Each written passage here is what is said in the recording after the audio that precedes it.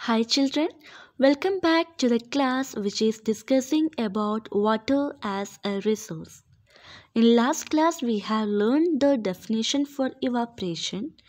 Today let us learn the definition for condensation.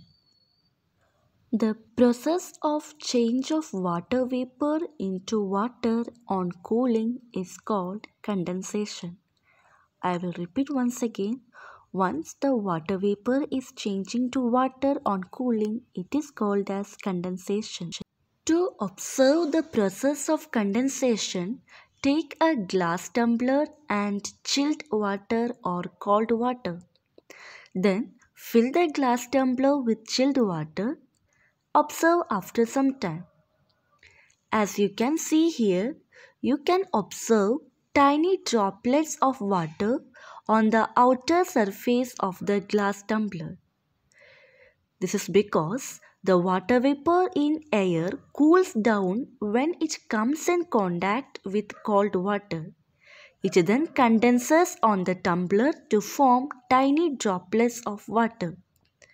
Thus, we can say that water vapor changes into water on cooling. Another example for condensation is that the dew formed on leaves and grass in the morning.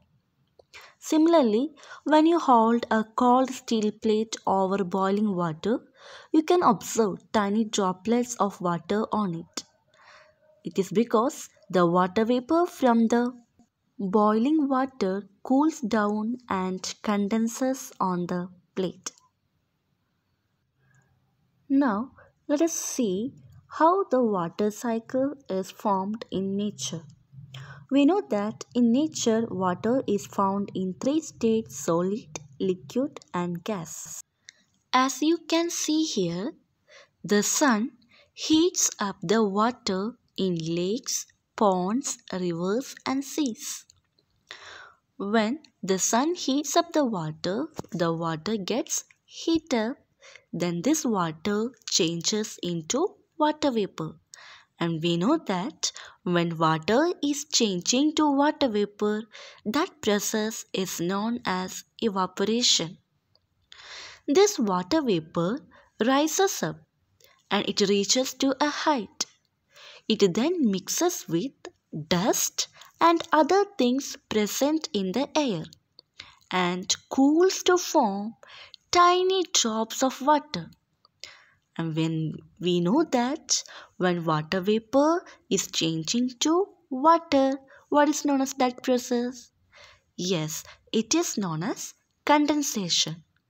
These many droplets of water comes together and form clouds. Then this water drop starts becoming bigger and heavier. When they become too heavy, they fall down as rain. When the temperature is too low, snowfall occurs.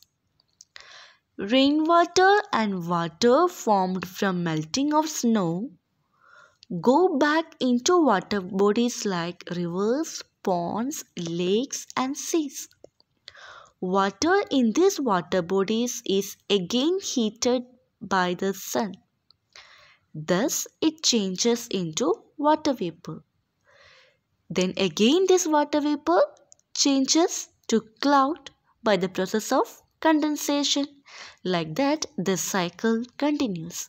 And this is the water cycle which is occurring in nature. So children, learn the definition for condensation and the water cycle from the textbook. That's all for today. Thank you and have a nice day.